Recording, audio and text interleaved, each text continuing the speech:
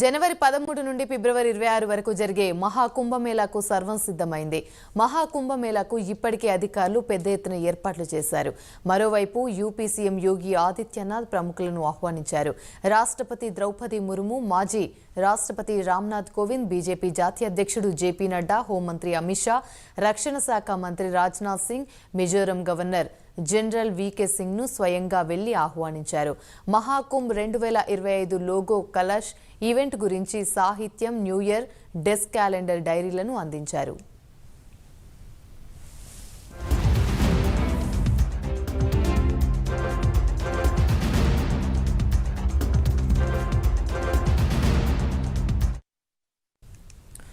జనవరి 13 నుండి ఫిబ్రవరి 26 వరకు జరిగే మహాకుంభమేళాకు సర్వం సిద్ధమైంది. మహాకుంభమేళాకు ఇప్పటికే అధికారులు పెద్ద ఎత్తున ఏర్పాట్లు చేశారు. ఇదే అంశానికి సంబంధించి మరిన్ని వివరాలు మా నేషనల్ బ్యూరో చీఫ్ కళ మరిన్ని అప్డేట్స్ అందిస్తారు. కళ, చెప్పండి.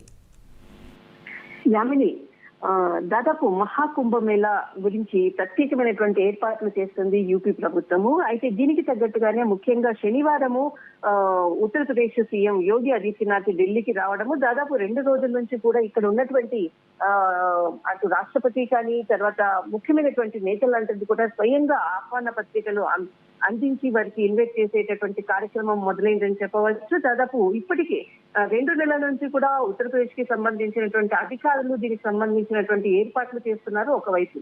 మరొక వైపు ఈ కుంభమేళకు ప్రత్యేకంగా అతిథులను ఆహ్వానించేందుకు యోగి ఆదిత్యనాథ్ ఢిల్లీకి రావడము, ముఖ్యంగా ఇక్కడ శనివారం రోజు ఢిల్లీకి రావడము, తర్వాత శనివారము తర్వాత నిన్న అంతా కూడా ముఖ్యమైనటువంటి నేతలతో కలిసి ప్రత్యేకంగా వారికి ఆహ్వాన పత్రికలు అందజేశారు.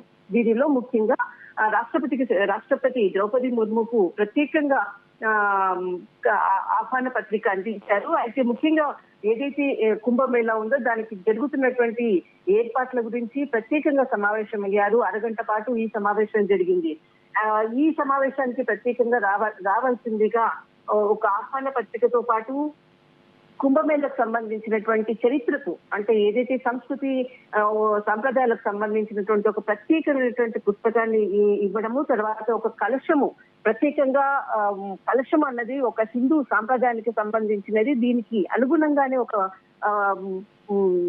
కలశాన్ని కూడా ఇవ్వడము, తర్వాత ఆహ్వాన పత్రికతో పాటు సంస్కృతి సాంప్రదాయాలకు సంబంధించినటువంటి ఒక డైరీ, తర్వాత ఒక క్యాలెండరు, మొత్తం అంతా కూడా ఒక కిట్ని అందించేసి ప్రత్యేకమైనటువంటి ఆహ్వాన పత్రికను ద్రౌపది ముర్ము రాష్ట్రపతికి ఇవ్వడము, తర్వాత ప్రత్యేకంగా రావాల్సిందిగా కోరడం జరిగింది. దీనికి సమ్మతించి తప్పకుండా ఈ ఆహ్వానం మేరకు ఖచ్చితంగా కుంభమేళకు వస్తున్నటువంటి కూడా రాష్ట్రపతి గారు చెప్పడము, తర్వాత ఈ విషయాన్ని కూడా ఎక్స్ ఖాతాలో కూడా పోస్ట్ చేయడం అన్నది అంటే శనివారం నుంచి కూడా ముఖ్యమైనటువంటి నేతలు, మరొక వైపు కేంద్ర మంత్రులు, తర్వాత ఉపరాష్ట్రపతిని జగదీప్ ధక్కర్ ని కూడా ఇక్కడ కలవడము, తర్వాత ఆహ్వానించారు సీఎం యోగి ఆదిత్యనాథ్.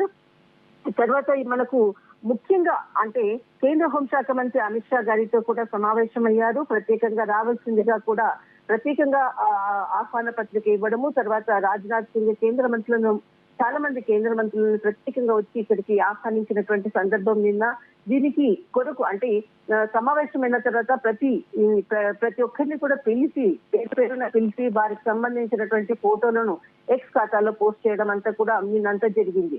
అయితే మరొక వైపు ఏదైతే ఏర్పాట్లు ఉందో ప్రత్యేకంగా అంటే 13వ తేదీ నుంచి 26వ తేదీ వరకు జరిగేటటువంటి కుంభమేళా దాదాపు 12 సంవత్సరాల తర్వాత వచ్చేటటువంటిది మహా పర్వదినము 2025 అంటూ కూడా దాదాపు 4 నెలల నుంచి కూడా ఉత్తరప్రదేశ్ ప్రభుత్వం దీనికి ప్రత్యేకమైనటువంటి ఏర్పాట్లు, తర్వాత పకడ్బందీ అయినటువంటి వ్యవస్థను మాత్రం ఏర్పాటు చేసింది. ఇప్పటి వరకు కూడా మొత్తము ప్రయాగ తర్వాత ఏదైతే చుట్టూరు ఉన్నటువంటి 25 సెక్టార్స్ అన్నమాట, దాదాపు ఇప్పటికీ కొన్ని జోన్లుగా కూడా వ్యవస్థను ఏర్పాటు చేసి 40,000 మందికి పైగా పోలీస్ యంత్రాంగాన్ని కూడా సన్నద్ధం చేశారు. దీనికి సంబంధించినటువంటి అక్కడికి వచ్చేటటువంటి ఏదైతే పబ్లిక్ ఉన్నారో వాళ్ళందరినీ కూడా సరైనటువంటి వ్యవస్థను ఏర్పాటు చేసే విధంగా కూడా చాలా కట్టుదిట్టమైనటువంటి భద్రత ఒకవైపు, తర్వాత ఎవరికి కూడా ఇబ్బందికరమైనటువంటి అంటే వ్రత దీక్షలో ఉండేటటువంటి వారికి ప్రత్యేకమైనటువంటి ఆహార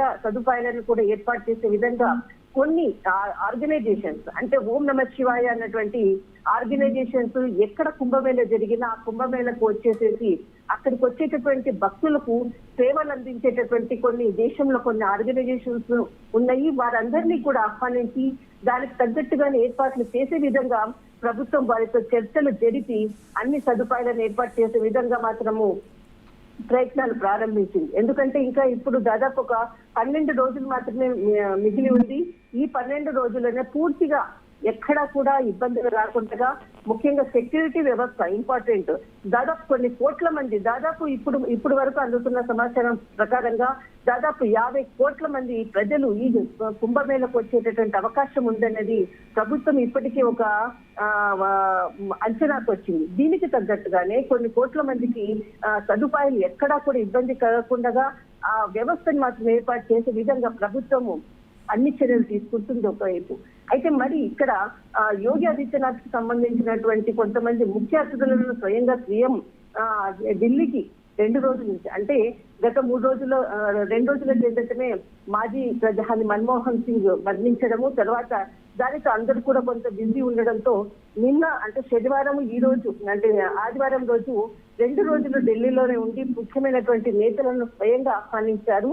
మరి ఇక్కడ ప్రభుత్వానికి సంబంధించినటువంటి మంత్రులు అందరూ కూడా రాష్ట్రంలో దేశంలో ఉన్నటువంటి అన్ని రాష్ట్రాలకు సంబంధించినటువంటి ప్రాంతాలకు వెళ్లి ప్రత్యేకంగా ఆహ్వానించేటటువంటి ప్రక్రియను మాత్రము ప్రారంభించారు. అయితే రానున్నటువంటి కుంభమేళ మాత్రం చరిత్రలో నిలిచిపోతుందంటూ ఉత్తరప్రదేశ్ ప్రభుత్వము ఇప్పటికే దీనికి తగ్గ ఏర్పాట్లు చేసింది. యామిని. రైట్, థ్యాంక్ యూ కళ.